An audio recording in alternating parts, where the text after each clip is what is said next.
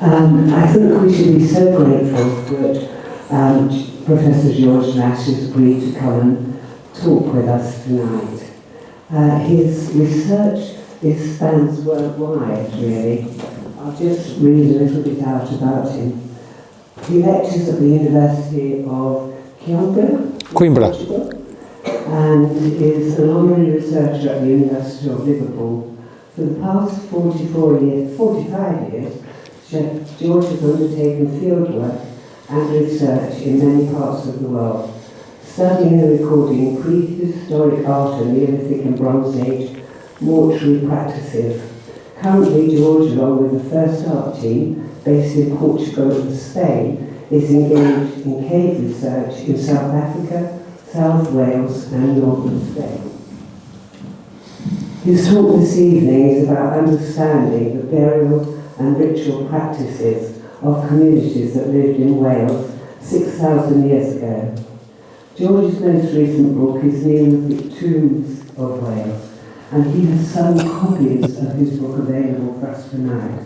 And it's a special offer of £20. £25. I'm giving it away. Oh, there we are. And you might even sign it.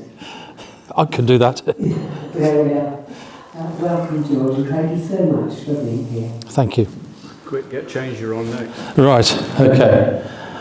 Well, can I say, I was going to move this away a bit, but there we are. I'm used to talking to 150 students, half of them are asleep, and so I can put my voice, so can you all hear me there in the one and tuppennies at the back? Lovely, great. Okay, well, I'm George, and I'm involved in a number of projects around the world.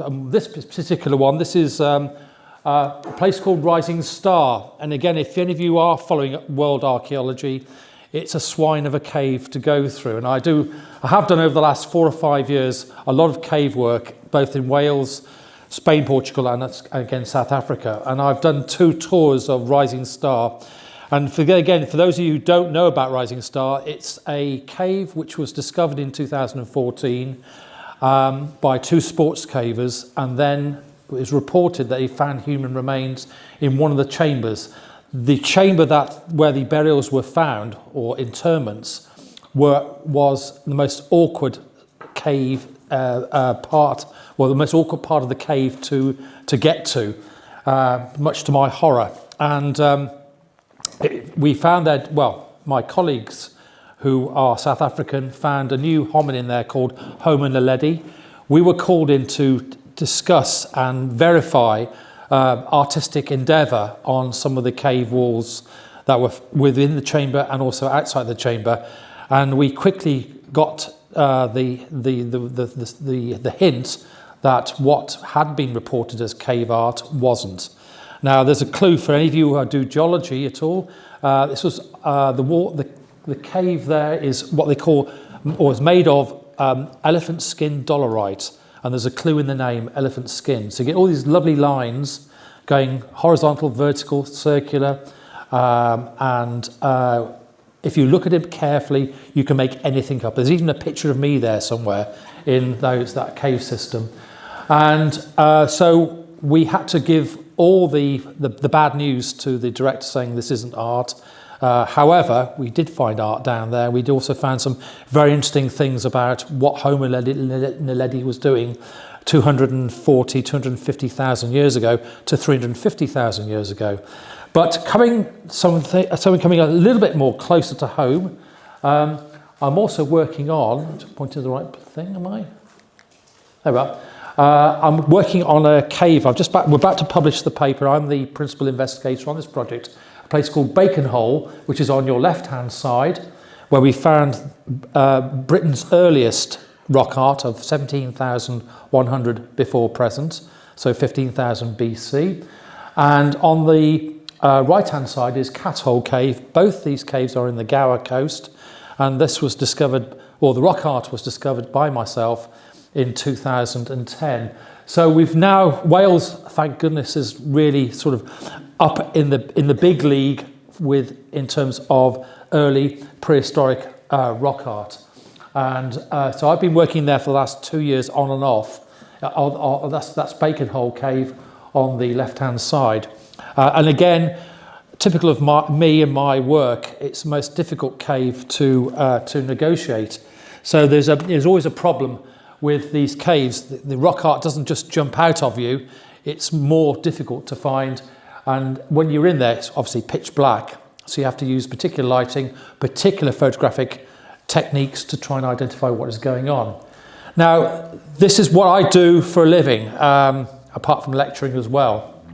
But I also have a passion for Welsh archaeology. I've published quite extensively on, in particular, Neolithic and Bronze Age material, and in particular rock art. And I've just told a couple of colleagues that last week I submitted a book on the rock art of Wales. Now, again, just put that into context with the lecture I'm going to give with you tonight. The majority of the rock art is either close to, on, or in Neolithic chambered monuments. So that helps me because I have the two passions coming together. And now, when I started to research this in 2004, in 2000, a book came out about the prehistoric rock art of the British Isles by Stan Beckinsale. And he reported within that book around about 15 sites. And then a very good colleague who's now passed, a guy called John Sharkey, he produced a book in 2004 where he upped the number to about 35. We've now got 175, 176 sites throughout Wales, and there's probably more to be discovered. And in fact, just above you, in the mountains above you, there are about 4 or 5 sites there which have yielded rock art. So it's all over the place if you're prepared to look for it. Now, this is the big problem. I always say about archaeology, and I'm looking at Alwyn here, my colleague over there. Archaeologists tend to look down at the floor to see what they can dig.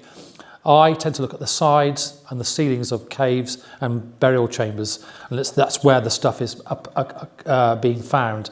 So it's quite an interesting sort of job I have. I sort of bridge between dirt archaeology, digging, and also looking for prospecting for cave art in caves in Wales and obviously across the world.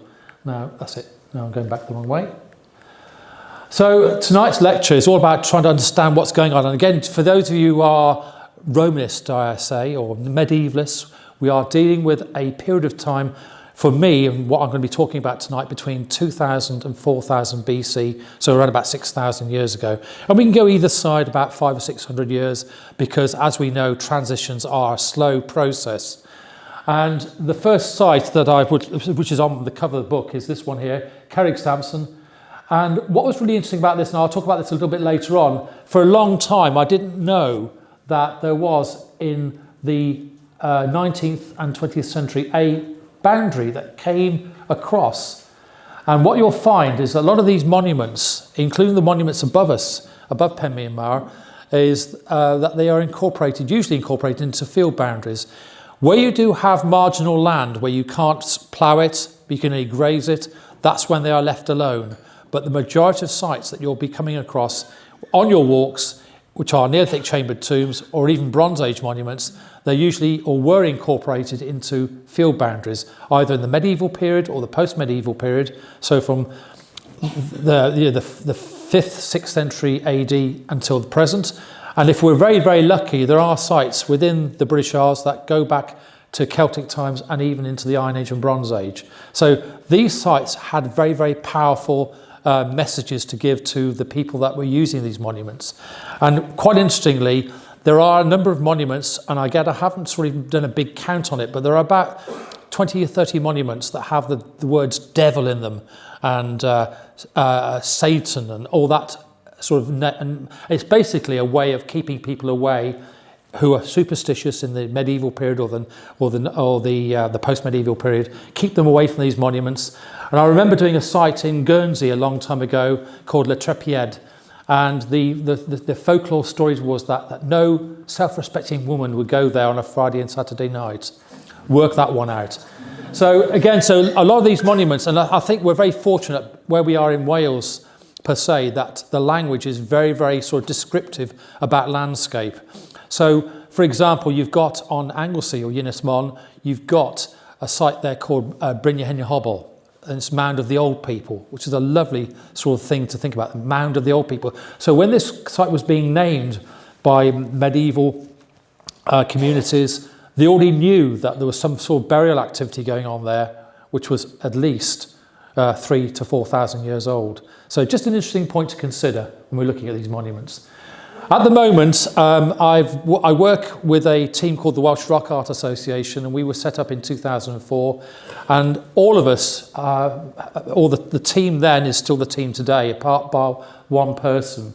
And we've been doing some work, and you may know this is a place called Gerrig Fawr, right near the axe factory above this mountain. And we're busy at the moment. We've spoken to the landowner, which we did a geophysical survey around the monument. Just around there, this is the stone, and it's very, very close to a lot of other monuments. And again, the one thing I would say, which is very, very important to anybody doing archaeology, is that you cannot look at a single site in isolation. There's always an association. And I would argue that there's a lot of, I'm getting in your way, aren't I? Sorry. There's always a lot of issues to think about in terms of looking at monuments in the landscape, because what we see today is not what we would have seen between 2,000 and 4,000 BC. It may have been a far more busy landscape with ways of entering that landscape. And again, the one thing I'll be referring to tonight is the way we, as modern humans in 2026, how we approach a church. For example, for those of you who go to church or chapel, you don't just storm in with loud voices, you walk in there with respect. And there's a particular orientation, especially with medieval churches, that you have in terms of going through the west door, for example, and you go into that church with dignity and respect. So I would argue that a lot of the things that we see, a lot of the philosophical discourse associated with the way people go into churches and chapels and synagogues and mosques is very similar to how these sites would have been approached. And the one thing I'm quite interested in at the moment, and I've done a project many, many years ago on Ynys Môn, Anglesey, where we were charting all the standing stones, which are either Bronze Age or Neolithic. They're usually associated with bigger monuments, usually burial monuments, and they're always linear. And what is really interesting about these particular monuments is that you can only see one standing stone in front of you. You can't see a procession of standing stones. So you have to walk to the first stone, you look over the brow, you see another stone, and basically it's what I would call a guidance marker. It's guiding a community through a landscape to a particular burial site. And again, some of you are thinking, well, this is hypothetical rubbish, George. But just think about the corpse roads that we have in the medieval period. If you were living in an area or a village or a hamlet which didn't have a consecrated ground or churchyard, then you'd have to go through this corpse road in a particular way. You take the coffin along that corpse road to a church or parish church which would have consecrated ground for burial. So this is again an interesting point. And the other thing I think is important as well is all about the elites. A lot of these monuments are being constructed arguably for the elites of communities where they are buried in that monument, because the one thing you have to ask yourself, if you find one burial in a monument, where's the rest of where's the rest of the population being buried? So again, another interesting point. And again, I use the idea of the medieval chapel or the medieval church as an idea. And again, many of you will know, certainly specifically especially just on the western part of England, and also a little bit in South East Wales, the idea of churches having rood screens. And again, for those of you who don't know what a rood screen is, it's a screen, a wooden screen, which divides the chancel where the priest is doing all his stuff, and he's talking in Latin. And the rood screen would have a little square right smack bang in the middle of the nave where the audience is. They could see just about what was going on, but they didn't understand Latin because they spoke Old English or Welsh. And also, more importantly, the only two people who would be allowed there in that sacred chancel area would be the priest and the lord of the manor. So very much a patriarchal society and an elitist society to boot. So this is really quite interesting because the same thing is happening here in probably in the Neolithic. And although I haven't put a slide up, I always refer to with my students a site called Tinkinswood, which is near Cardiff. And there was an artist in the 1930s. So this is before radiocarbon dating. He actually painted a really good scene. His name was Alan Sorrell, and he was basically the commissioned artist for the National Museum of Wales. And he did a reconstruction drawing of Tinken's Wood as it was in the Neolithic. And what he's got there, he's got sacrificial lambs and sheep.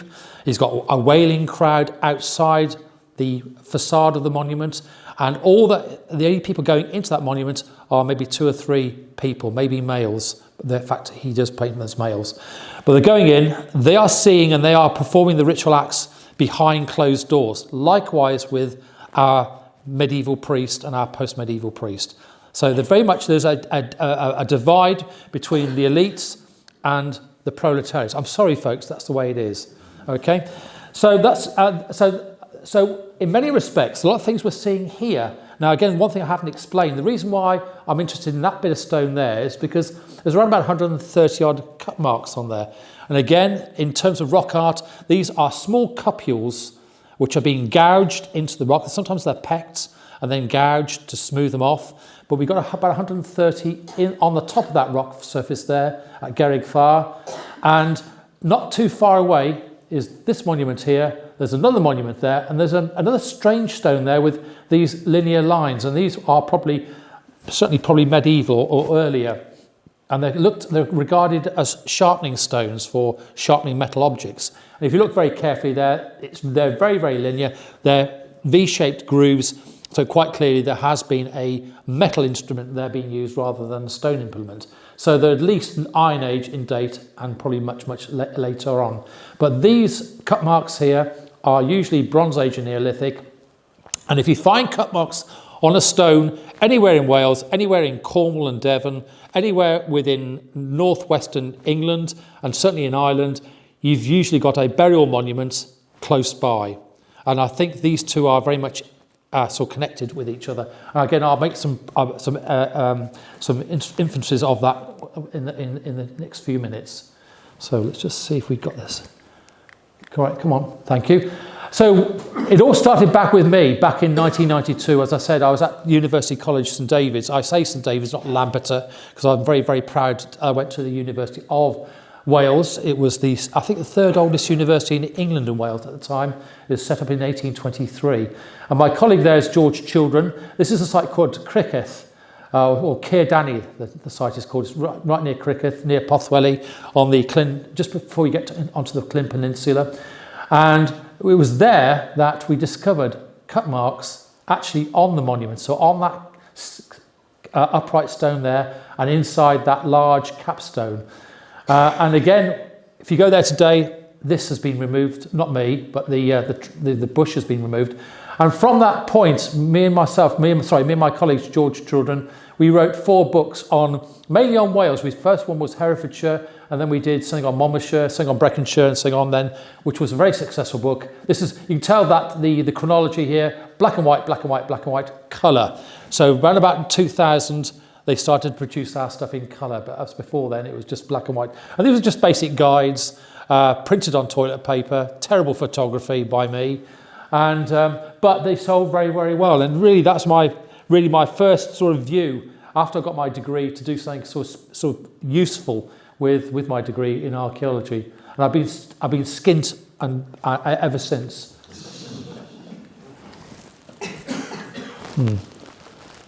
I should keep my finger on the button. And then I was let loose in 1993 on a site called Laherg B. If any of you have been to Jersey, it's the second largest passage grave in Europe, next door to Newgrange in Ireland. And I was responsible for excavating this area here, what we call the facade.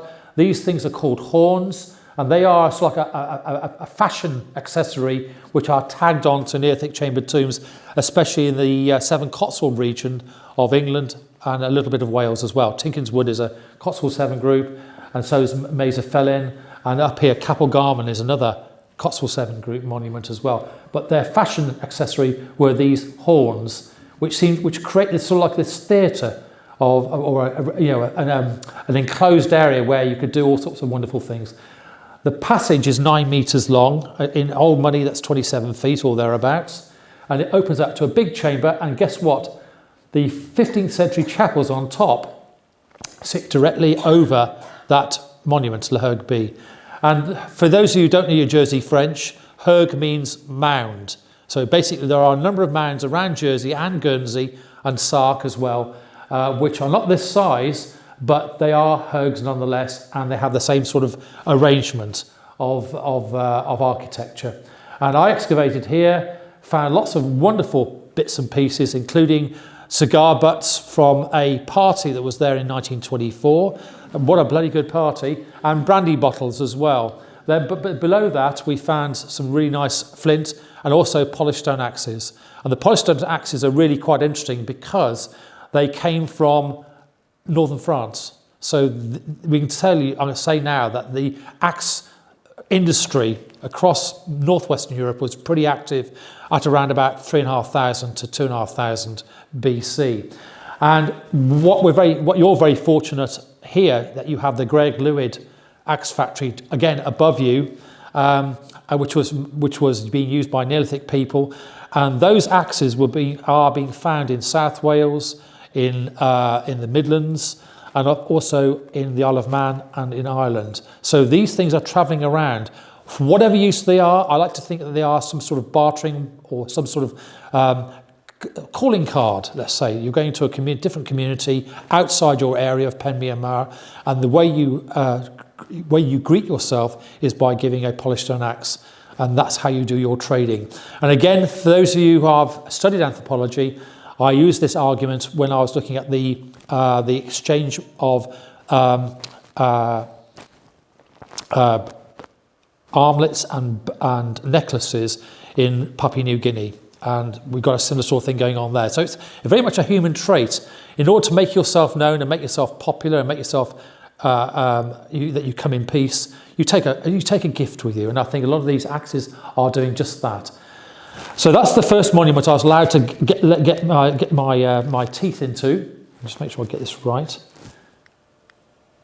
And this is my big piece de resistance, was that when this site was excavated, in the 1924 excavation, they found that the capstone here had been deliberately pulled away, and it fell down that way to the right.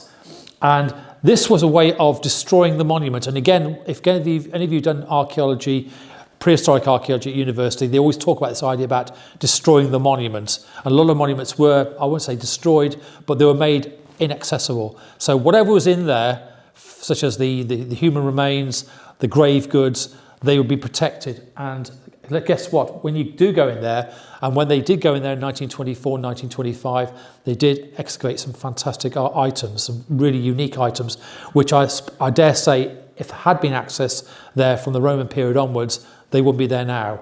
So this was, my job was there to go down to Le Hoc Beach, which is about a kilometre away from this site, and to pick a stone. So that's my big claim to fame, that George Nash picked a stone for an upright to be put and inserted into the monument. But you can tell there that there's stone between the capstone and the upright.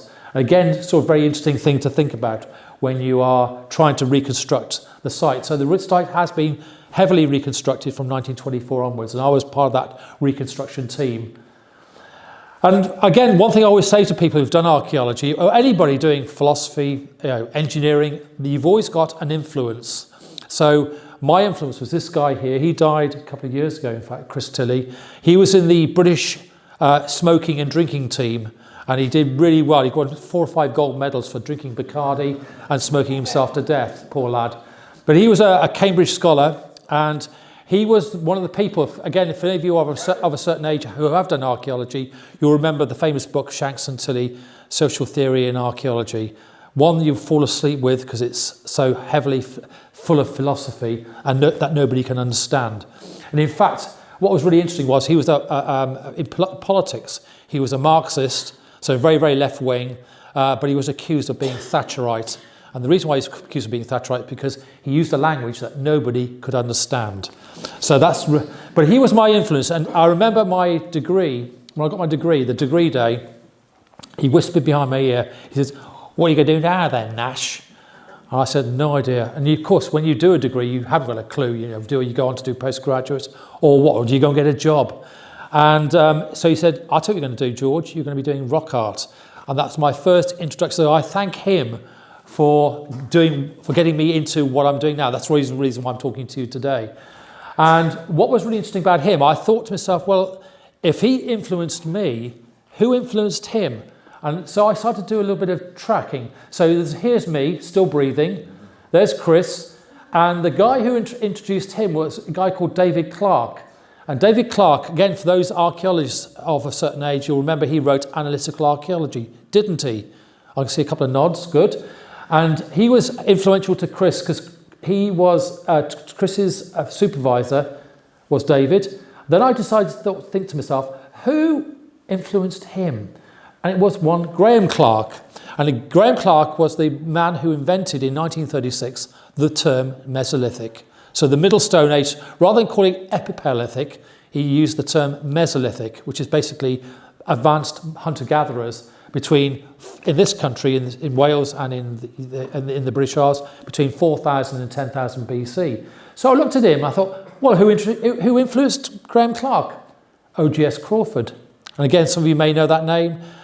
He was around a lot in the 1920s. And again, the reason why I wrote that book was because of the stuff that he was talking about in his famous book, the Neolithic Monuments of the Seven Cotswold region, which was published in 1925.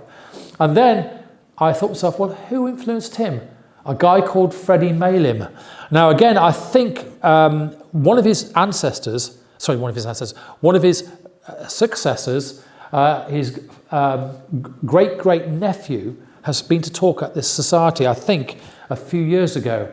And that's him there, Tim Malim. And Tim Malim now works for Clear Powys Archaeological Trust, or Henneth, as it's now called. And between me and him, we wrote these couple of books, one on Old Osprey Hill Fort. And again, if any of you know the news, Old Osprey Hill Fort's been under sort of threat from a major development of about 112 luxury homes.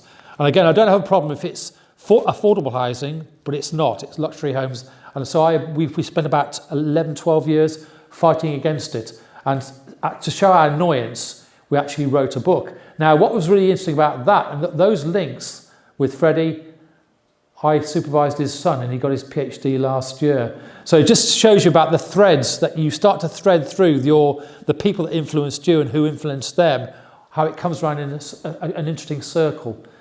So, as I said, I worked with Chris Tilley, and once I got my degree, I worked with him for 3 years around Sweden, and this is some of the work. So we were looking at dolmens, or if those are any Swedish people in the audience? No, Gånggiften and Durs, which is passage graves and dolmens. And so we were looking at dolmens around southern Sweden. We charted around about 120, 130 of them. And there were some really interesting things. And I learned a lot from Chris about the idea of landscape archaeology. So, for example, he talks about orientation. And what you've got there is the chamber and the passage, which is just here. It's always east-west. And so I thought, I'd better put that to the test in Wales then, hadn't I? And lo and behold, bar one, there are about 150 extant monuments in Wales, a lot of them in this part of the world, in fact. And you'll find that nearly all the passage entrances and the back of the passages are orientated east-west. And that's to do with the maybe, again, it's hypothesis, to do with the rising and the setting of the sun. So in the rising of the sun, it's life. By the time you get to the back of that chamber there, it's to the west, it's death. Oh, I love that word, death. And so I learned a lot about that, orientations. I also learned about the geology. And again, something I ignored for about 20 or 30 years. When I was doing my research looking at chambered monuments in Wales, I never bothered to make too much, or I never took too much attention looking at the geology. I'm now starting to do that. And again, there's some interesting things happening here that when Tilley was looking at the stuff in Sweden, he noticed that the uprights here are sedimentary, but the covering stones, the capstones which cover the passage and the chamber, are igneous. And that was a pattern on 265 passage graves in one particular part of Sweden. There are a lot more, I hasten to add. So I thought I just have started to look at the geology of the stones. Now, a lot of my local geology, you all know about Bryn Cefn D on Ynys Môn again, but Bryn Cefn D is made up of a blue schist.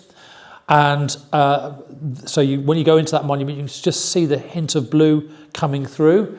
However, places like Barclady de Gowers, which is on the western coast of Ynys Môn, you'll find that there is lots of interesting stones there which don't come from Wales at all. A lot of them actually come from Cumbria.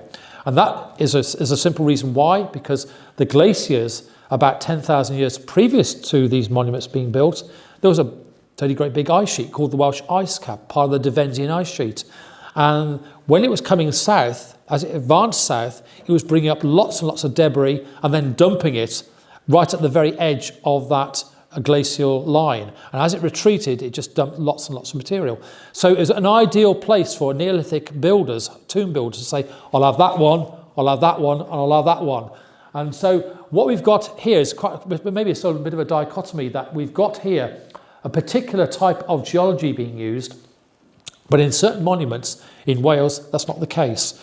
So you have to rely on, first of all, you have to have a damn good geologist with you who knows what he or she is talking about to help you identify these stones. Now, luckily, again, within this area and also within Ynys Môn, where I've done a lot of work, we've now got a geopark in Anglesey, and the people there are now helping me with identifying some of the stones. And again, there are a few surprises coming through. So, as I said to you before, Tilly had told me a lot, and he wrote a quite interesting paper in 1991 where he was looking at the orientation of the passage grave, and I applied all this idea, the philosophical idea of the liminal space, the place of death, and the outside. I applied a lot of these ideas to the book that I've just written on the Chamber Tombs of Wales. And what's really interesting is that when I started this quest, it started off quite a long time ago, in fact.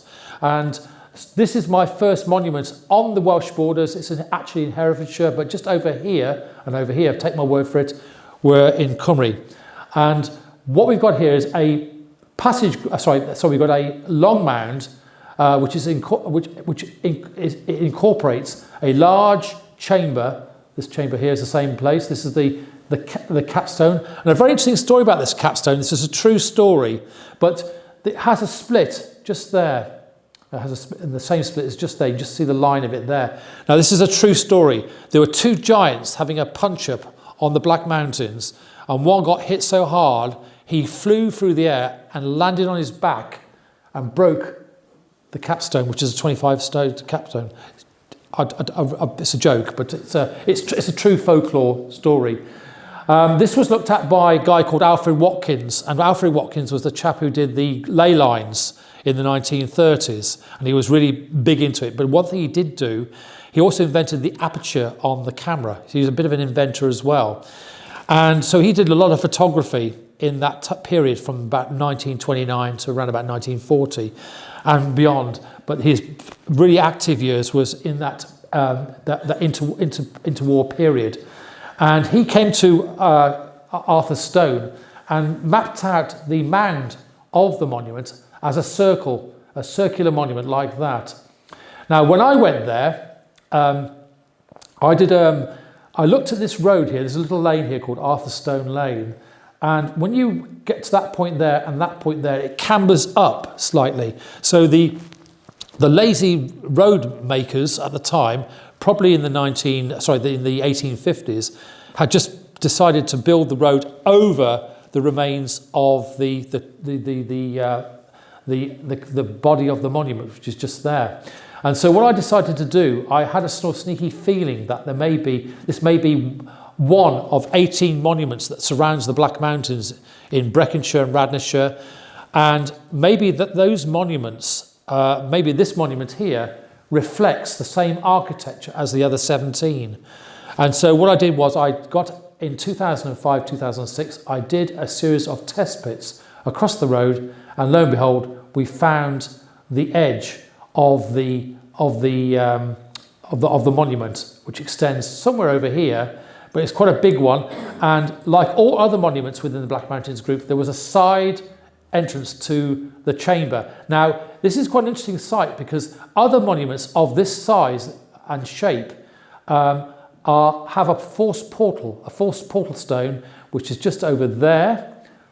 And that tells you that we're looking at a 7 Cotswold monument.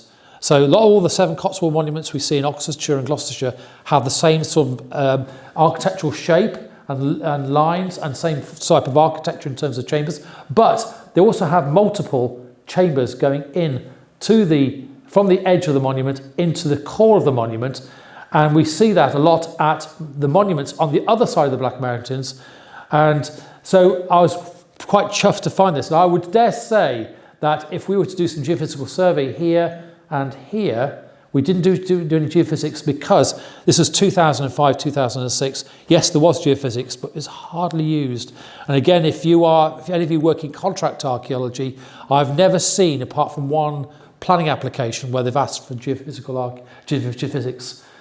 So the one thing I would probably wanting to be doing here at one point, although Keith Ray and Julian Thomas now got their grubby hands on this, they've been working on this area here and this area here. And I must mention here, which is really important, that after I did my excavation here, a guy from Hereford Archaeology, it was then called Headland Archaeology, did a series of test pits here along this here to install a new fence around the monument as part of the planning control. And he found the most beautiful dry stone walling of that monument, which again proves that we are dealing with a 7 Cotswold monument, because dry stone walling is an indicative architectural feature for 7 Cotswold monuments. So again, I must mention that this site has been looked at 3 or 4 times, and luckily one by myself. And then we come to one of the areas where we really started. As I said to you before, the Welsh Rock Art Association was called the organisation, but there was the Welsh Rock Art Association. Our first project was this one here. This is Barclady de Gowers, which is an artificial dome made of concrete covered with grass turf. It looks like a nuclear bunker, doesn't it? And inside that is some of the most exquisite engraved rock art. So I can mix rock art with Neolithic chamber tombs, thank goodness. And just to take a note of, these are the mountains of the Clin all along here, and then Snowdonia is over here. And then you have the Menai Straits, which is just there, and take my word for it, behind that greenery is the Menai Straits, or a little bit further south. And then we have this monument here, and I just want to show you this monument here. This is the Welsh Rock Art Organisation as it was and as it still is, apart from Paul Carroll, who passed away a couple of years ago. And we have my other colleague here who doesn't like to be photographed, a guy called Tom Willicombe. I think he's running from the Taxman, maybe. But these 2 guys here, I used to teach at Bristol. So these are the geophysicists. There's Ugly Me. And then we have Eleonora, who did recording with Carroll. And we've done about 4 or 5 Neolithic chamber tombs in Wales. And I'm going to go through those one by one in the next few minutes. So this is the rock art we've got in Barclady de Gowers. And you just see there, take my word for it, there are lots of zigzag lines, but this is an interesting stone here. This is stone C16. So the C stands for chamber. And I think what we've got here is we've got a spiral here, which could be a celestial entity like the sun or the moon. We've got here zigzags, which could be the mountains or the lines of mountains of Snowdonia or the Clin. And then we have a wiggly part here, which may represent water as such as the Menai. And I'm going to just go forward a couple of images. I can't see what I'm looking at. That's it. Sorry, no, wrong way. It doesn't want to play for me, does it? Oh, it does. There we are. No, I'm going. God damn it. Sorry about this.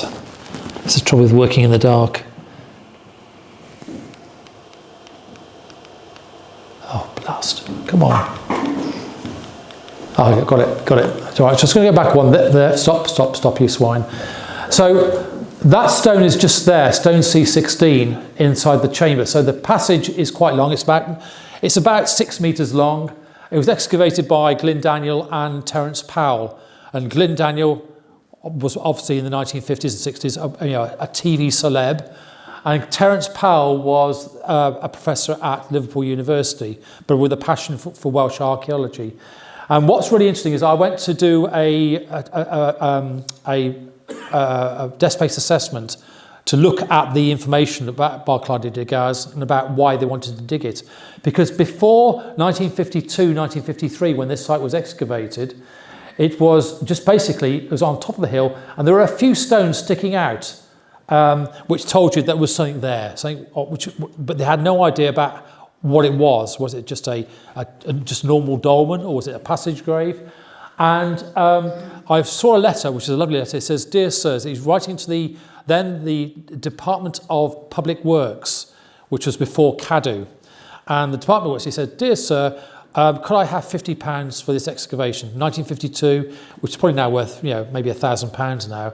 They said no, but we'll give you wheelbarrows instead. So I just thought it's a lovely sort of story, that is.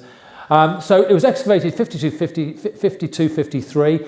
In 1956, the book was published, and from 1964, they started to design the dome that went around it. And again, that was an interesting bit of architecture.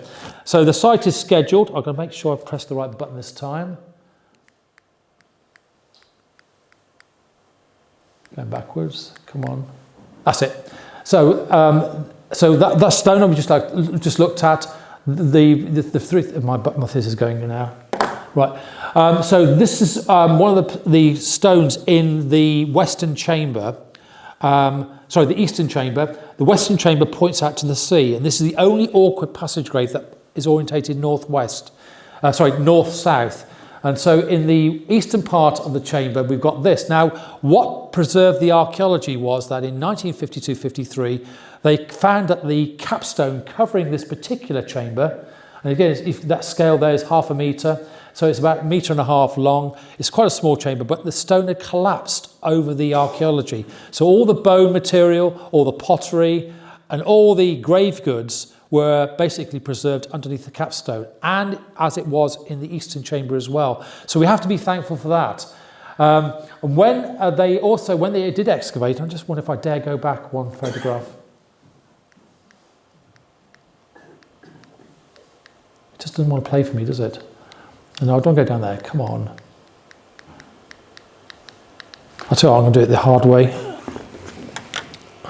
I can't even see that. I do apologise for this. That's it. So one thing I wanted to show you, at the top of each of those stones, there was modern graffiti on them. So that we have a dates of 1903. So these were quite clearly above the soil line, and these were photographed by a guy called Griffiths in 1900. There's a lovely book of all the chambered tombs in North Wales, which were photographed by this guy called Griffiths, and he records Barclay as having sort of a few stones sticking out, plus the capstone, so they knew there was something there. But what was really interesting was that the graffiti only goes so far down. So everything that Daniel and Powell were excavating was material which had survived the archaeological record and any sort of interference from human agency, such as farming practices, etc., etc. And what was really interesting is that on the stone C16 on the left-hand side, in between the cracks, I use a technique called decoloration stretch, or D-stretch for short, which is a colour algorithm which will tease out reds, yellows and blacks, which you can't see with the naked eye. And when I ran that photograph, or colour photograph of that stone, C16, on the left-hand side, I can see very, very faint traces of red hematite inside the cracks of that stone. So quite clearly, it wasn't just pecked, but it was also painted as well. And again, this is just another project which I'm going to be looking at some point in the future. So there's 5 stones altogether in that particular monument, and as I said to you before, these are the uprights for the main chamber, and I've just shown you, I'm not going to play that game again. Then you have 2 stones either side in the east and west chambers, which have this exquisite art, this curvilinear circular art. And then on the same island, we did an excavation at a place called Puthydurion, and the Puthydurion had no rock art at all. So you can all breathe a sigh of relief. I'm not going to talk about rock art for the next 5 minutes. And what you've got there is a really remarkable monument, which is just a stone sticking out of the ground. And what was really interesting was that it was actually looked at by a guy called Rowlands in 1723, and a drawing of that survives up on the top left-hand side, and he draws the stone with the capstone, which is A, and then there's 3 little pods sticking out, which are uprights. But it's very much a diagrammatic image of what the monument would have looked like. At some point after 1723, the monument must have collapsed, or the stones, the uprights taken away. And so what you've got there is the monument in 1723. You've then got E.L. Barnwell, who was a famous artist and photographer, later on a photographer, but he did a lot of copperplate engravings of what the monument looked like, and you just see the side of that monument in the central picture, next door to Rowland's picture, that it's incorporated into a boundary. And again, lo and behold, I did a map regression going back to the 1850s, and you could see the actual boundary and that's probably the reason why that monument survived. As I said to you before, a lot of these monuments are incorporated into boundaries. And then the Royal Commission did another photograph in 1937. So the top 3 pictures there, you've got a really nice chronology of how the monument has developed or denuded over 200 years. I come along, first of all, I went along there with Frances Lynch, and we pondered whether it was worth excavating or not. She thought not. I thought, well, let's give it a go. And so in 2014, the landowners, who are excellent cooks because they provide us with cake every day, Elizabeth and David, and he said to me, he said, you know, St. George, around that field, there are lots of dry stone walls, quite rightly so, but in them are some really weird stones. And he showed me that stone in the middle of that picture, and I think that's one of the uprights belonging to that monument. So again, remember there's 2 things we have to think about with Neolithic monuments throughout Wales or throughout Western Britain, is that when the Turnpike Acts came in the late 18th century, early 19th century, where parishes were responsible for road building and maintaining roads, they used to go to quarries. And these were ideal quarries, because remember, it's not just the capstone that survives, which is the bottom left, but there's also a ring of cairn around it, which is ideal for making walls, for buildings, and for road repairs as well. So a lot of this stone was probably taken away and used within the surrounding immediate landscape. And then there's just a picture of the team neatly working away. I hasten to add, look at the wonderful turf layers there we are looking after. And again, so that's Puthydurion. There's no rock art there, but it did answer quite a few research questions. And it was nice because we had a guy called George Smith, who's I think now retired. He used to work for Gwynedd Archaeological Trust. He came along as well and had a look at what we were doing. And I think we were on the right tracks. And again, one thing I haven't mentioned, but I think it should do, where that scale is on the bottom left, you've got about 7 or 8 inches down, you've got the remnants of a really nice series of cairn surviving underneath the plough line. So again, we know it's being ploughed, but more importantly, that there is survival underneath that monument at a particular depth. And you probably see a bit of it with the girl in the centre of the picture on the right-hand side, Carol. You just see the remnants of that cairn. And then we went to look at this site. This is a site now down in Pembrokeshire, and this is a site called Trefail. And Trefail is right near a beautiful village called Newport. And I was interested in looking at the monument there in particular because it has cut marks, and you can just see all the cut marks on there. There's about 75 cut marks plus, so it excited me. And the one question I wanted to ask was, below the turf line, because obviously the stone's standing up, were there any more cut marks? And the answer was yes, because we found this through excavation. But what was really interesting was I put in, because it's a scheduled monument consent to ask if we could do a small slot of 3 metres long by 0.5 metre wide, 0.5 metre deep. And Cadu said, get lost. And the reason why they say get lost is because they wanted us to do a bigger excavation, which is music to any archaeologist's ears. Excavate, excavate, excavate. And so we set about in 2012, we did quite a big sort of area. I think it was a 3 metre by 3 metre area around the monument. And everything to the left of that stone, that's me doing some planning. So I'm actually doing some work. But you can just see, I'll see if I get any more battery life out of this damn thing. Just bear with me. No, it's not going to work. But take my word for it. This is considered originally to be a Bronze Age standing stone, but we proved actually that the standing stone was actually the capstone of a destroyed dolmen. And the reason why we knew this was, first of all, when we were doing the planning, we did the planning and we found a kidney-shaped stone cairn made mainly of quartz, white quartz. So again, the Neolithic builders were picking up their stones very, very carefully for what they wanted to, how they wanted to show the monument off. And it would have a small passage or small entrance, and to the right of that big capstone, we found in year 3 a lovely, it was a human remains spread. It would have been probably in a leather pouch or something which has rotted away.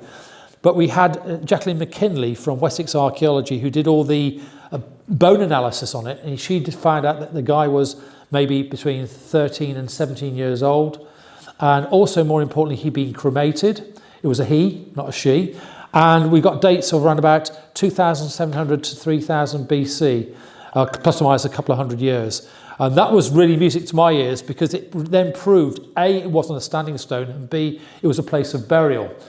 And so we got from that not just the recording of the cut marks, which we initially wanted to do. All we wanted to do was just to record the cut marks on top of that so-called standing stone, which is now a dolmen, and then we'd be on our merry way. But we spent 5 years, 5 seasons excavating that site, and it was quite remarkable. And the one thing I will say, I'll use 3 words: wet, windy, and wellies. That's what that site was all about. Every time we were there, it would actually pour down with rain. But did that deter us? No, it did not. Now, just if I've taken my fingers off this damn thing. Yeah. And then just about 2 kilometres away from that monument, we had then the chance to excavate this site. This is a site called Trellifiant.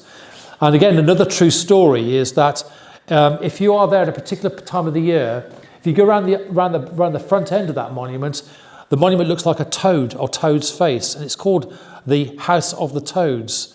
And what happens is, if you're a bad lad or a bad woman, you get devoured. And again, there's an interesting metaphor there about the dead being drawn into the monument through the toad's mouth and placed in the chamber. So that's how medieval people saw that monument.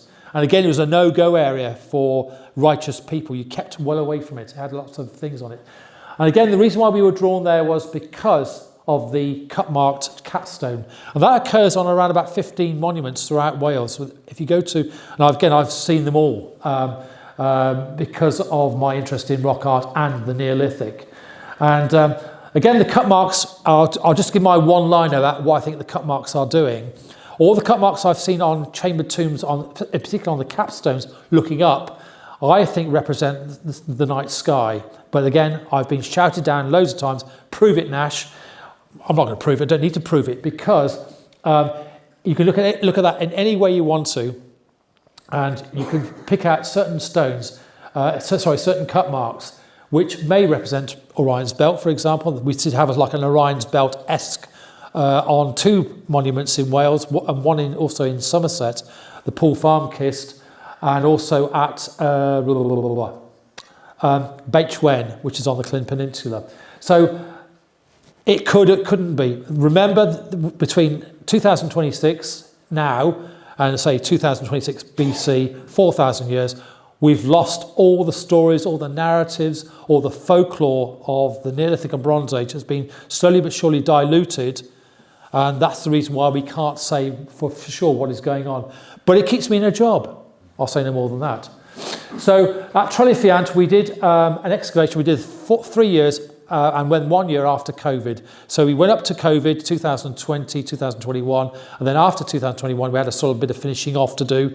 And again, we worked very closely with the National Museum of Wales in Cardiff, with Elizabeth Walker, and also with Cadw as well, because it's a Scheduled Ancient Monument. And what I wasn't aware of at the time, in my naivety, but the red line, and again, for any of you who are of a certain age, you'll remember when you looked at the old SMRs, the Sites and Monuments records, you look at these scheduled sites and you see a red line going right around the monument, just within a metre maybe, if you're lucky.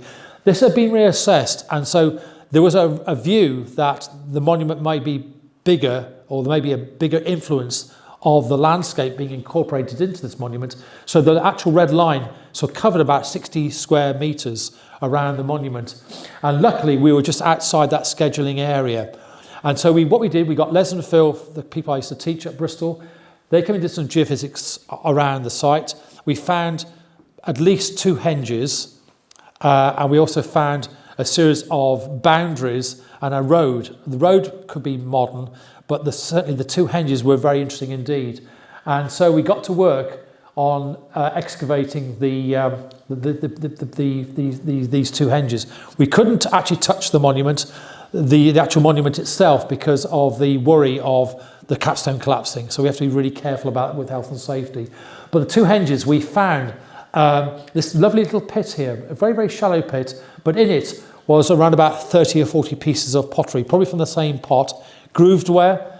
And I said to the excavating team, don't run your fingers across the pottery, just get it out, and then we'll analyse it or excavate it inside the laboratory rather than doing it on site. So they excavated the stuff with soil and all either side, caked either side of the pottery, and then we excavated it, and we found that we had residues on the inside of the pottery. So we then took it to the Department of Chemistry at the University of Bristol. They said, you've got cheese there and yoghurt. And so that's really exciting. Even more exciting was that they could extract the lipids from that organic material, that organic residue, and date the lipids. Now, how they did that, I do not know, because as you well know, lipids are tiny, very tiny things that you can't see with the naked eye. But we had a date, again, of around about 3100 BC. So it fits nicely within the ritual activity of the monument. Remember, we're looking at a period of burial between 4000 and 2000 BC. This is what we call the old-fashioned Middle Neolithic, which I quite support. But what is really interesting was we had 36 pieces of pottery, probably again from the same pot, grooved ware, and we had residues. So it told another story. It brought the whole landscape to life in many respects. And then this really, in many respects, this comes to the book that I was doing, because I thought at the time, and I still think at the time, I'd excavated enough monuments in Wales to start saying something quite interesting. So I did that. And the book really is a baby of a book I wrote in 2006 called The Architecture of Death. But this was far more up to date using and reporting on some of the excavation work that I'd done throughout Wales, and it's also work that had been done by other people as well. And again, just put that into a context. In 2006, I think there were about 8 sites in Wales which of Neolithic date which have radiocarbon dates on it. And as time has moved on since 2006 until now, we've got many hundreds of radiocarbon dates, because the dating technology has become more cheaper. So the book was published in the latter part of 2024, early 2025. And again, if any of you are working in the academic world, if you do something on archaeology, you maybe get 10 people reading it, if you're lucky, and maybe the odd comment. But this has just gone for a second reprint. It's doing very, very well at the moment. I don't know why, but it is. And I think it's because of a thing called colour. So everything is there's colour, there's sharp imagery, very evocative imagery, and I even sort of marvel at the stuff that I've taken. And a lot of it was taken on a phone, I hasten to add as well, but I won't go into that. And these are the sites that I've used within the book. Again, I've looked at orientation, looked at the monument architecture. And again, the one thing I will say, because I know time is marching on, I don't want to keep you all away. Oh, sorry, wrong one. Go back one. Come on, stop playing on. Oh, blast. Don't start that.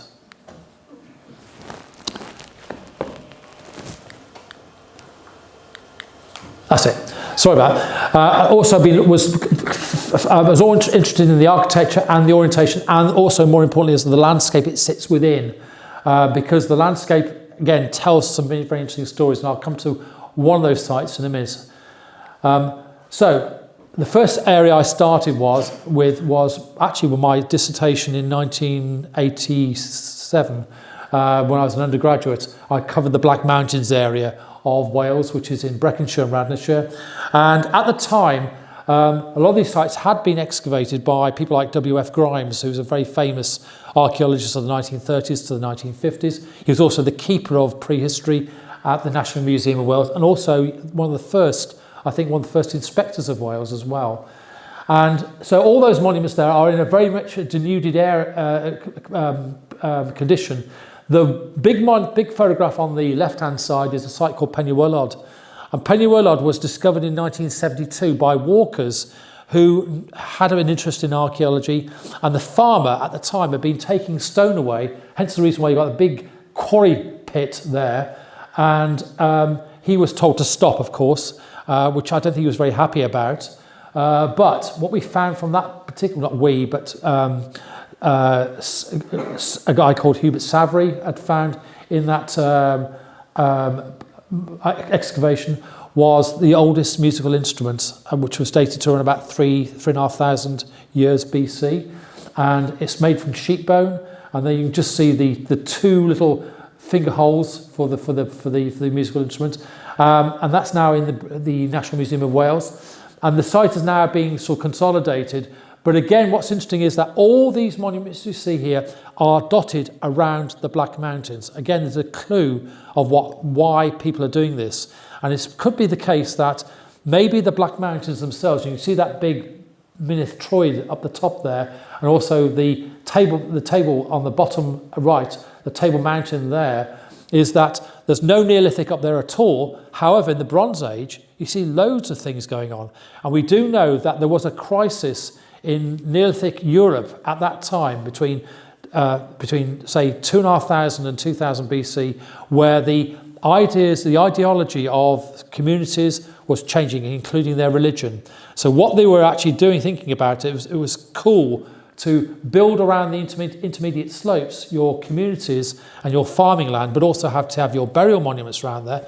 But in the Bronze Age, it completely reverses, where they go actually on top of mountains. And again, you only got to walk around this landscape here. You'll find a lot of the Bronze Age cairns are on top of the mountains, whereas the monuments, the Neolithic monuments, are usually on the intermediate slopes. Still quite high up, mind you, but still nonetheless quite interesting to think about that sort of pattern. And that seems to be a pattern which is repeated not just within Wales, but across Atlantic Europe. And again, one other thing I was interested in, and again, the photograph on the right-hand side is my photograph. I actually did a photograph of my son, who was about 4 or 5 at the time, to sit in that pose as that schoolboy. And this picture is from Glyn Daniels' book of 1950, but it just tells you about very little has changed with that particular monument. This is a site called Lechi Dribid, which is in Pembrokeshire. And one of the worrying things at the moment is that it's an enormous capstone, maybe 15, 20 tons of stone, but it's starting to have problems because on the colour photograph on the left-hand side, you can just see a line coming down from that upright, and that's where cracking is starting to appear. And I think within a few, maybe 100 years or more, it'll probably collapse, like a lot of monuments have in Wales. And again, I'll show you 2 examples of that at the end of the lecture. And again, one thing I was quite interested in, as I said to you before, I didn't know that there was a boundary going all the way through that monument. And what's happened is that the farmer, bless his cotton socks, has removed that boundary because he wanted a bigger field, and he's moved it to the left of that colour photograph there. So there's a big boundary there. And I put in a couple of photographs just to show you the evidence that we have of those of the monuments sitting within that field boundary.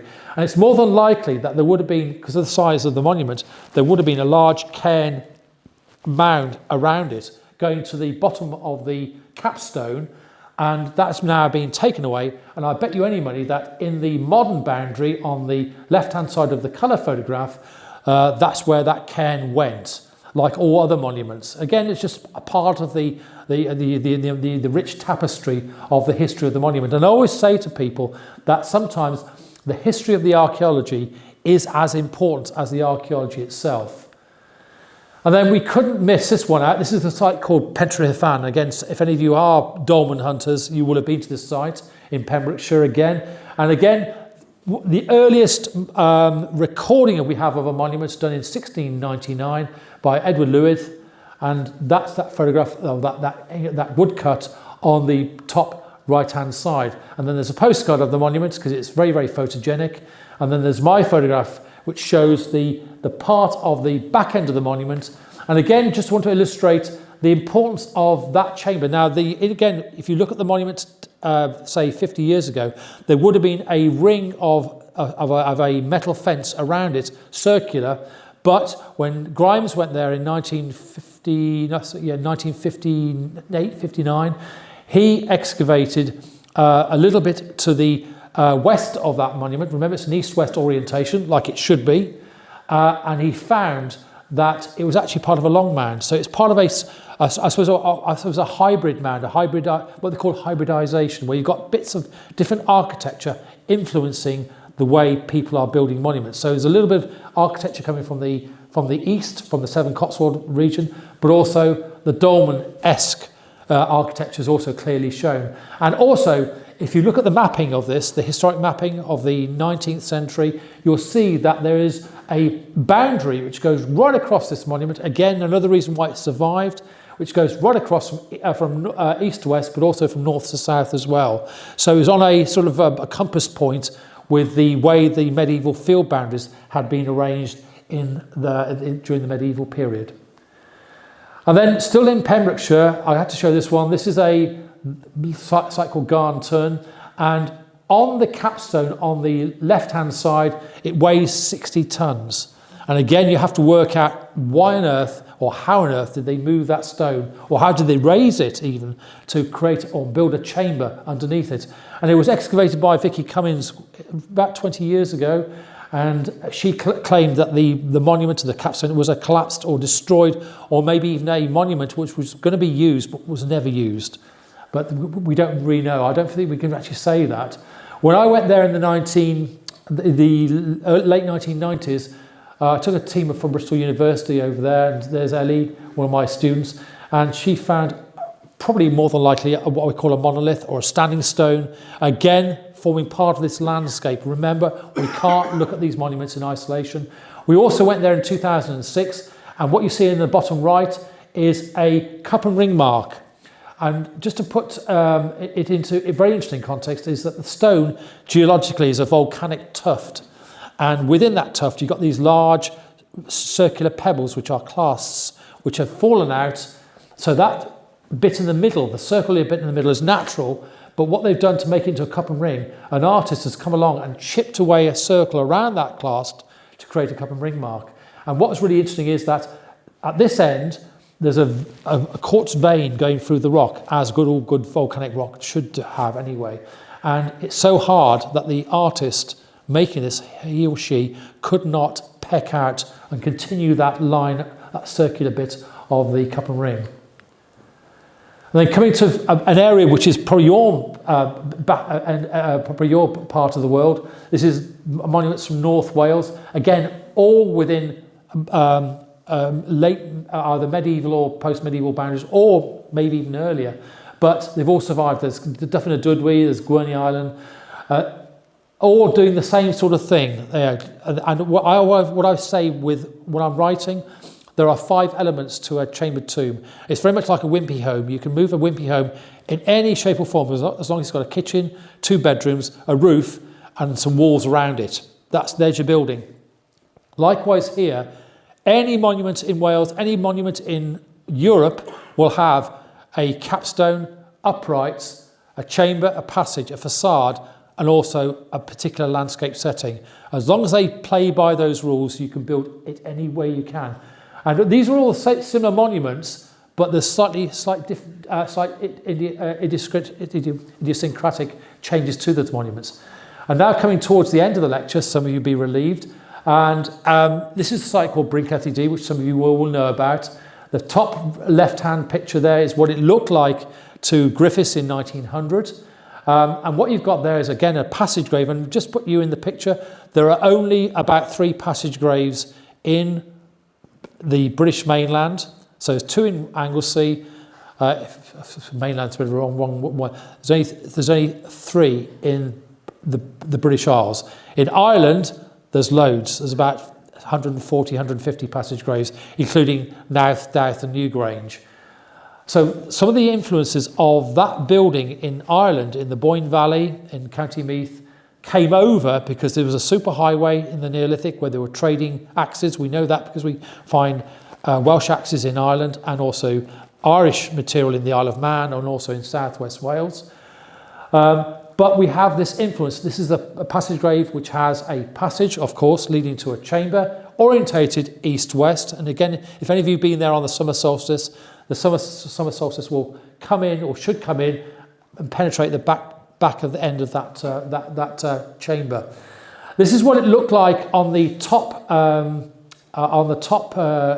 right-hand side before Hemp excavated it in the late 1920s, early 1930s. And what was really interesting in there was that back in 1802, when the Reverend Skinner was doing his 10-day tour of Anglesey, he was a religious man, but also part of that new idea of considering the idea of ancestry. Remember, the world to the post-medieval peasant or to the priests it all began in 4004 BC. And there was Archbishop Usher saying the world was formed from the Great Flood. And that was it, full stop. That's what you had to believe. But he was going a little bit further in 1802. He realised that there was some great antiquity to these monuments. And so what he did was, in order to keep his superstitions at bay, he got hold of a peasant, kicked his backside and said, "Get in there." So he crawled through the passage looking for gold. That was his thing. He's looking for gold, and they didn't find it. Only this poor peasant went in there, and what he didn't realise that on the left-hand side of that picture of Hemp, the sun was setting. Remember, it's east-west, so the sun was setting, and the sun was coming in, and because he disturbed the dust, these beams of light were coming through, and it scared the pants off this poor bloke. And once he saw that, he said there were ghosts in there. So he just turned around and came out. So just a lovely story about the early antiquarian sort of vision of what Brinklethdy D represented. And just again put that in the picture, when I was there looking for rock art, and again there is one rock art panel in Brinklethdy D. The original now is in the National Museum of Wales, but there's a very, very good replica of it called the Pattern Stone. But I wanted to look a bit further, and again to prove that point about the idea of that we're looking at landscapes, not just the monument. And so again, because the point, I'll try and do it this way. We'll try and see if we can do it this way. No, it's not going to work for me. But take my word for it. In the right-hand side of the picture, I'll get up on I'll get up on it. I've got to show you. It's my little secret. This is where I fall down and break my neck. And I can also see what I'm doing now as well. So let's go back. There it is. Come on. Oh, come on. Don't start that malarkey. No, I don't want that. I don't want that. Oh, dear. Is anybody expert here to get me back onto the thing rather than me having to jump down? Thank you. I think I'll win. Keep on going. Keep on going. That there. There. So this is a LiDAR image. Thanks very much, Alwyn. This is a LiDAR image, and there's Brinklethdy D there. We do know that in Skinner's time there was another monument there which has just been excavated by Manchester Metropolitan University. We also know that when I did my walk around here, we found cut marks here and here on this rock art here, this rock outcrop here, and a rock outcrop there. And again, take my word for it, there's a standing stone in this area here, and another one over here. So we're actually looking at a full landscape of prehistoric activity, and you can just see the very, very faint lines of ridge and furrow here, which are probably medieval or post-medieval in date. So you've just got a layered sort of history of a landscape within that one image. You could actually write a PhD on it. But what I was really interested in was these cut marks coming up. And what's interesting is that these here, which is those there, form a crescent. And again, I was looking at the crescent, the crescent pattern, not on just this monument, but other monuments as well, and we get it. And again, the one thing I would sort of say to end this lecture really, in many respects, is that if we think about the Christian cross, which is just two lines, one line vertical, another line horizontal, that's your Christian cross.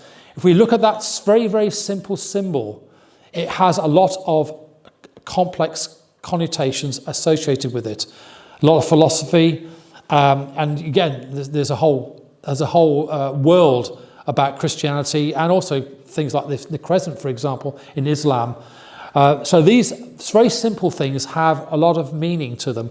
And just remember that the cut marks on these natural what we call monuments, but natural rock outcropping, here and here, is repeated in a lot of areas where you get Neolithic monumentality.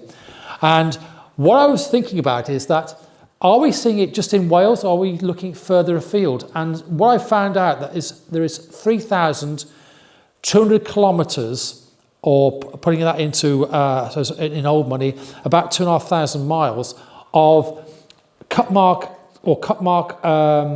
monuments and landscape from Spain, Portugal, right through to France and Brittany in particular, into obviously the British Isles, Ireland, going into Denmark, southern Sweden and southern Norway. So this has, my question would be to anybody, do we have a recognised symbol being used by various communities that has the same meaning?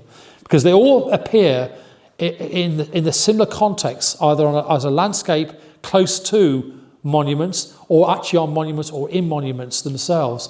So that's an interesting point, and which I would probably finish on in some respects if I'm talking about rock art, landscape and monument. And this is what we've got here at Bryn Celli D and other sites. Again, another interesting place is Beit Wen, which I haven't talked about tonight, but Beit Wen is a very important place, which is on the Clin, and we've got the similar sort of thing going on there. We've got 112 cut marks on the capstone in one particular direction, not on the northern side, but on the southern side of the capstone. Can you just flick it on for me, please? I won't trust myself, I'm afraid.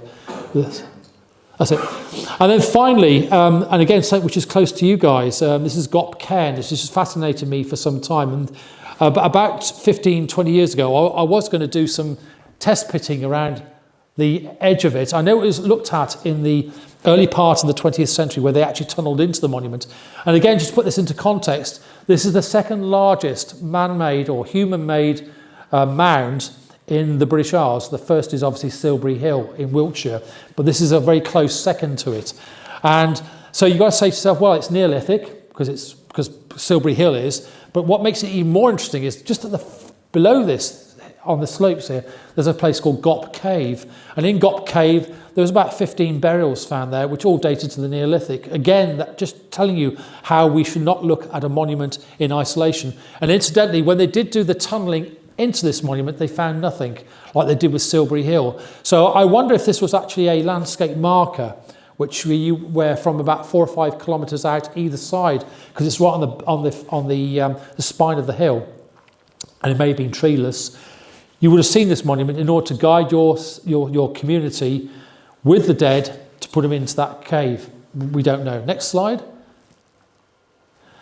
And so this is sort of coming to the end of my ramble, as I say. There's, at the moment, the new edition of the book is done very, very well, and it's come up with some new ideas. I've insisted on putting an antiquarian element into it, because I think, as I said to you before, the archaeology the history of the archaeology is as important as the archaeology itself. And it's full of colour, of course, and it's as a right riveting read, says me. Next slide. And before I sign off, these are 2 sites within the book that I want to sort of try and excavate before I peg it. And this is a site called White House. And again, it's been, over the years, been sort of, first of all, it was actually in a boundary, which has now been removed because the field's much, much larger. And also, what's really interesting about this is that the farmer, or in the past, has just basically gathered it all up and just dumped it in one big pile of stone. But take my word, this is the capstone. And what I suppose I'm annoyed about, I haven't got a scale here, but it's an enormous capstone, as big as Pentrefan. And these are probably either side stones or uprights, which would have supported the monument. And it would have been, again, in the Neolithic, a very visible monument indeed, surrounded by, guess what?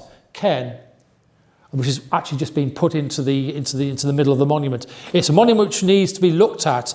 It's a scheduled entry monument, but what I propose to do is do some, I've got the permission from the landowner to do some trenching around the monument, which I'll do, and just see if we can pick up underneath the plough line. Now remember, the plough line is around about 15 to 18 inches. So I'm hoping that below the 15 to 18 inch plough line that we'll pick up some of the Neolithic archaeology, as we did with Trefeil and Trellifiant. Next slide. And then finally, the other site I've got my eyes on, this is a site here called Mountain, which is again in Preseli. And here is the large capstone. And what has happened is that the monument would have been on uprights like this, with a capstone on the top. The capstone weight has actually just gone, and the stone has done that. They've just splayed out. And again, one thing I would like to do, but I have a big problem, just here is about, I would say about a half a metre of water. And Junkersgrass, you've got to crawl through from the road up here to get to this site. So it's very difficult to manoeuvre, in particular, equipment to do the excavation. But it's, again, another site on my radar to excavate. So that's where we are at the moment, folks. So I'd just like to say thank you very much, or diachval, and I hope you've enjoyed the talk. I do apologise for my technical defects. Thank you. Thank you. Thanks, Arwen.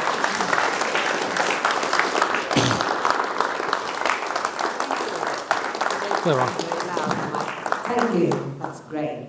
Really wonderful lecture. I'm going to tell some jokes now. You can.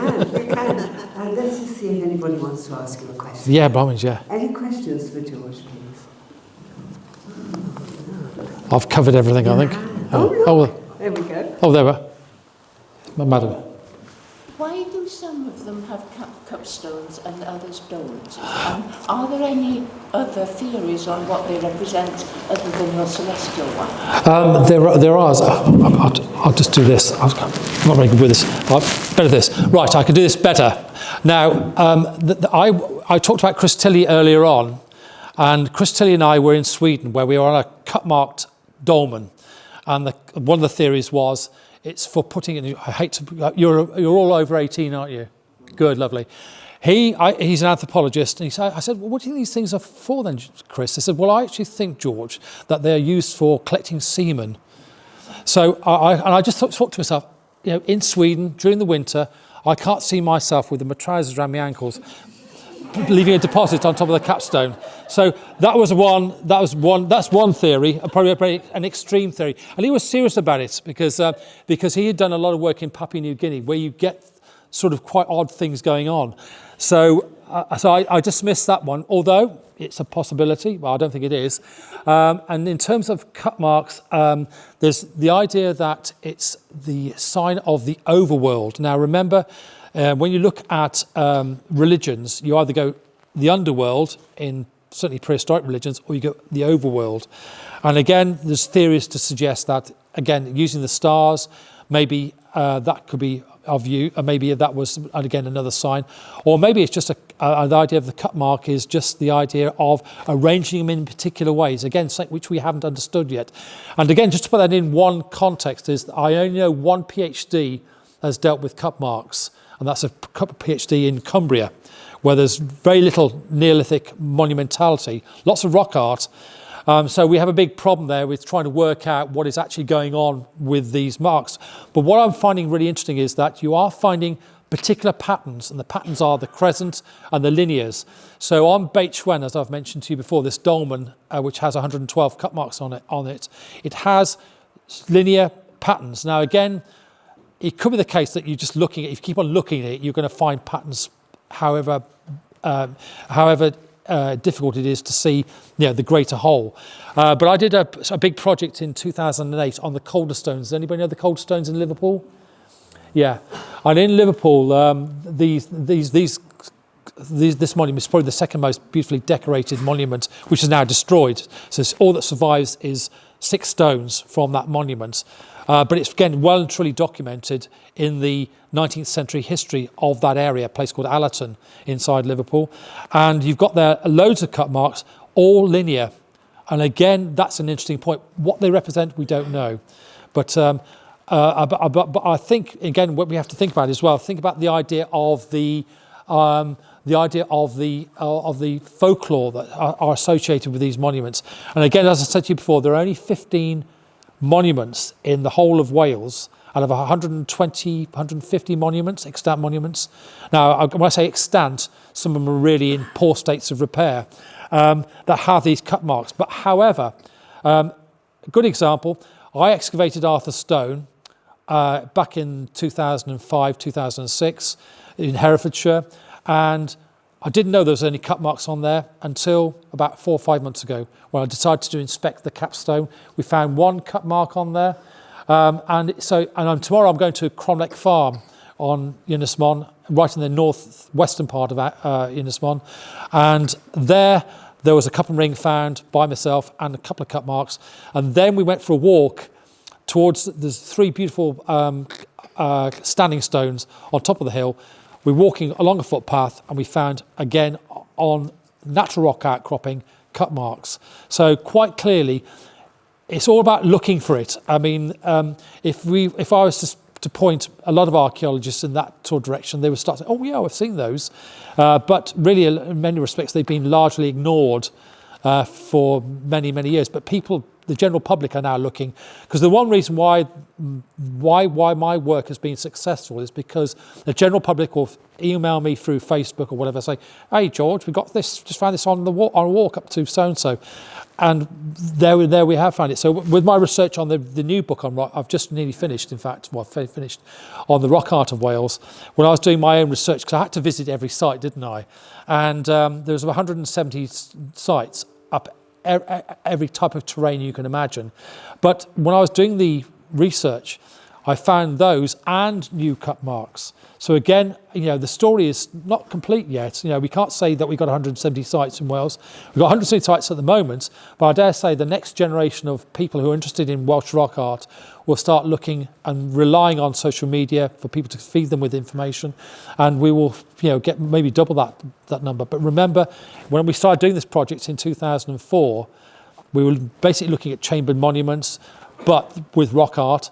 And there was only 15 mentioned in the whole of Wales, and now there are 175, 176 sites, and probably counting. I mean, what's really been really annoying is that, if any of you know Monmouthshire, there's a site called Trelech, which is a village with a beautiful series of standing stones, 3 beautiful monoliths which stand over 4 metres high, and there are cut marks on that particular monument.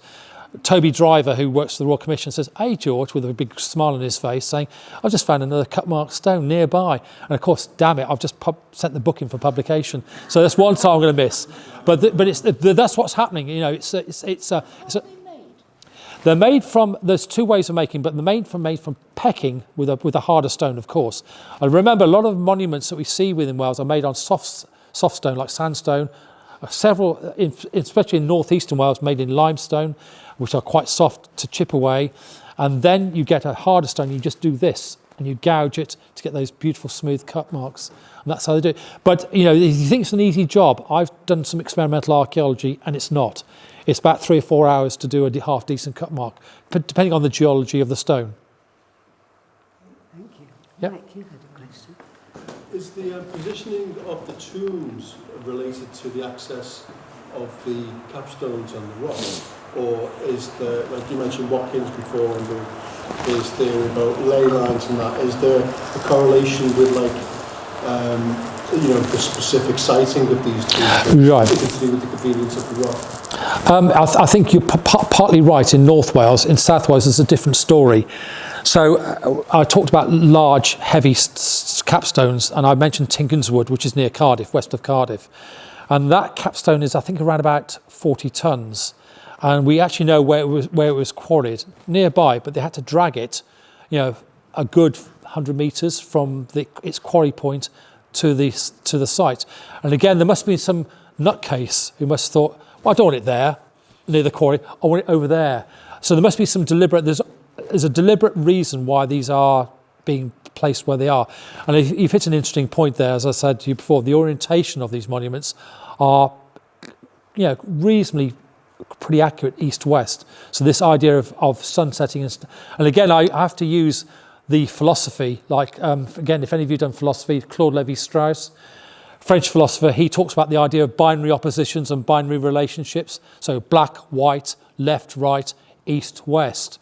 And again, he thinks that a lot of the burials that we see are absolutely Christian burials, which are east-west, head at the west, feet at the east, is this idea about the rising and the setting of the sun. And also, you then take that one step further and say light, dark. So it's light in the east because the sun is rising. And when you get to the sun setting, which is again a metaphor for death, it gets dark. So there's all sorts of things you could play. But remember, I'm thinking with a 21st century mindset, not a 21st century BC mindset. Because if I knew, I probably wouldn't be, I'd probably be a millionaire by now. Owen, did you want to ask one? Just a suggestion with cutbacks.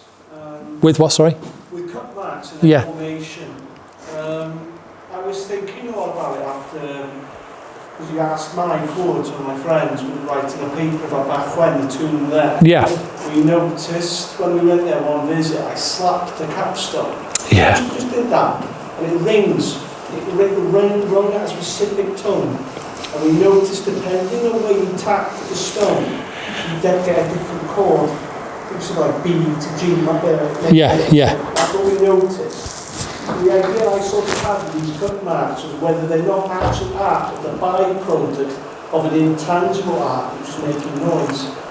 So just the experiment I had was like, if I bang my foot now, you can just bang it, but if I invite everyone out to bang their foot, the same rhythm that I'm doing now, if you start banging at that same rhythm, you'll find that it amplifies the noise naturally. Yeah. And if these are placed in areas within sort of root swings, is it possible that these stones may have been originally used as gongs, and then when they put some of these sort of outcrops when their purpose was fulfilled, could they have been pried from the natural place and be used as a capstone?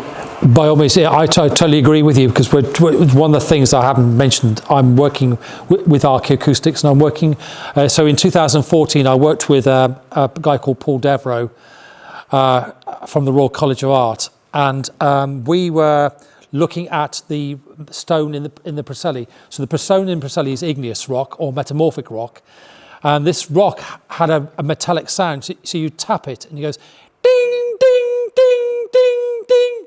So you thought to yourself, well, bluestones, hey, hang on a minute, there's bluestones in Stonehenge. So we asked English Heritage or Historic England if we could do a series of experiments of the bluestones in Stonehenge, which is the inner ring of where so you've got the sarsen stones around, forming those big sort of monumental type stone circle. And then inside you've got these 43 bluestones, and we started to look at them. And of course, Atkinson, the excavator in the 1960s, bless his cotton socks, just thought to himself, oh, I better steady these stones, and he put them all in concrete. But two had actually fallen down, and the two that we rang did exactly that. They had this wonderful sort of hollow sound. It's almost like playing a bongo drum. So he said boom, boom, boom, boom, boom. And what was really interesting as well, when I inspected all the stones around there, all 43, they all had little gouges out, sort of chippings, where they'd been tapped, I think, in prehistory, probably to make a sound. So my big one-liner for tonight is Stonehenge is not an astronomy, astronomic centre, but it's a theatre of performance. And I think that's what it's all about. It's all about the performance and its association with death, burial and ritual, because we obviously found burials in Stonehenge. So there's a lot to be said about archaeoacoustics. And again, working with Tilly, he did again, how many archaeologists here at all? How many people suffered 3 years degree at doing archaeology? Nobody, right. Well, Jane is there. oh, right. Well, I was subjected to, in the 1980s, to Shanks and Tilley, right? And Tilley's the guy I talked about earlier on. And me and Tilley did some work. I was his research student for 3 years, and we did his famous book, The Phenomenology of Landscape. What? The Phenomenology of Landscape. And one of the sites we went to was a site called Golifiliast, which is down in Carmarthenshire, down in the south. And what we noticed was that a lot of these monuments, which are, if you go down there and you're trying to associate it with the landscape, there was always, with some monuments, always close to rapids. You could always hear this running water close by. And again, that's part of the sort of the archaeoacoustic sort of experience you're getting with these monuments. And there are about 30% of these monuments which lie close to water or the sound of water. And again, if you're by the sea, you'll pick up those waves crashing. And I can think of, well, the distribution map I showed you, nearly all the monuments that I looked at, because I did a survey of the distance between the monument and the sea, and nearly all of them are within that sort of 20-kilometre spread. So nearly all the 9 areas of monuments I identified in the book are close to either the sea or very, very close to rivers, in particular estuaries. So there's places like Newport, for example, places on the near Aberystwyth, on the Ystwyth, After Ystwyth. So there's all sorts of things going on. And again, you might think, well, that's a bit fast, wasn't it, George? You don't really know, do you? But if you look at the ethnographic and anthropological evidence, you see that a lot of the Paleo-Indians, for example, the North American Indians, line their ritual sites in particular ways, and they all follow the same sort of pattern. So if it's happening then in the anthropological and the ethnographic record, why not the prehistoric record? They're modern humans just like us. They have the same needs, greeds and aspirations as us, just that we have a mobile phone and they didn't. So that's really basically it, really. But I think archaeoacoustics is a sort of new branch of intangible archaeology that I think needs to be explored further. Thank you, George. I think we ought to try and wrap up. No, I've just started. Some people might want to go home. I'm pulling your leg.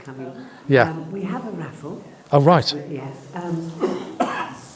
Could you bring the raffle?